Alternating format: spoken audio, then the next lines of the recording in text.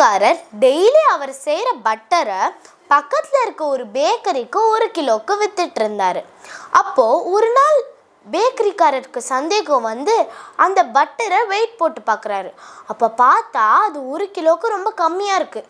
இவருக்கு உடனே கோபம் வந்து ராஜா கிட்ட போய் கம்ப்ளைண்ட் பண்ணுறாரு. ராஜா பால்காரர்கிட்ட கேட்குறாரு, என்ன நீங்கள் அதிகமான காசு வாங்கிட்டு கம்மியான பொருள் கொடுக்குறீங்களாமே அப்படின்னு கேட்குறாரு. உடனே பால்காரர் சொன்னார், நான் கரெக்டாக 1 கிலோ தான் கொடுக்குறேன்யா, நான் கம்மியெல்லாம் கொடுக்கல அப்படின்னு சொன்னாராம். எப்படி சொல்கிறீங்க அப்படின்னு ராஜா கேட்டார்.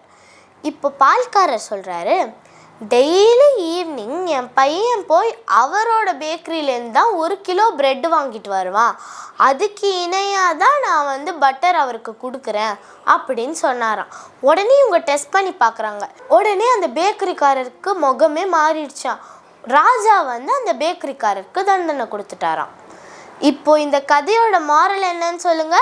வினை விதைத்தவன் வினை அறுப்பான்.